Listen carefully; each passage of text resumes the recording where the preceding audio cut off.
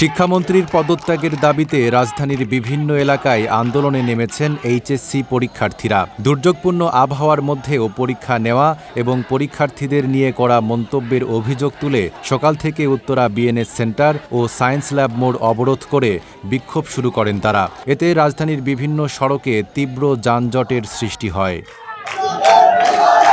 বিক্ষোভ থেকে শিক্ষার্থীরা ৩ দফা দাবি ঘোষণা করেন। দেশের বিভিন্ন এলাকায় চলমান দুর্যোগ পুরোপুরি শেষ না হওয়া পর্যন্ত এইচএসসি ও সমমানের পরীক্ষা স্থগিত রাখতে হবে। পাশাপাশি বৈরী আবহাওয়ার কারণে ১৩ জুলাইয়ের পরীক্ষায় অংশ নিতে না পারা পরীক্ষার্থীদের জন্য পুনরায় পরীক্ষার ব্যবস্থা করতে হবে।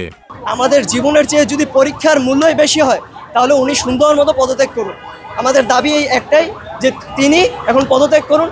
তার শিক্ষামন্ত্রী হওয়ার কোনো যোগ্যতা নেই। উনি কি বলবো, একদম এক প্রকার তেরা টাইপের, উনি যা বলবে তা। শিক্ষার্থীরা পরীক্ষা দিবে, শিক্ষার্থীদের মতামতের কোনো ওনার কাছে ভ্যালু নাই। 72 ঘন্টা ময়েশ্চার লক সমৃদ্ধ লিলি বডি ওয়াশ, শিয়া বাটারের গুডনেস স্কিন রিপেয়ার করে রাখে সফট ও গ্লোয়িং। আন্দোলনকারীরা আগামী ২৪ ঘন্টার মধ্যে শিক্ষামন্ত্রীর পদত্যাগও দাবি করেন। তাদের অভিযোগ, পরীক্ষার্থীদের নিয়ে শিক্ষামন্ত্রীর ফার্মের মুরগি মন্তব্য তাদের ক্ষুব্ধ করেছে।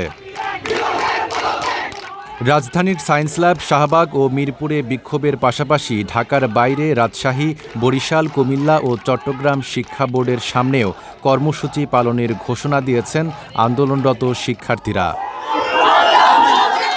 এদিকে পরিস্থিতি নিয়ন্ত্রণে অতিরিক্ত পুলিশ মোতায়েন করা হয়েছে। আইনশৃঙ্খলা বাহিনীর সদস্যরা সার্বিক পরিস্থিতি পর্যবেক্ষণ করছেন।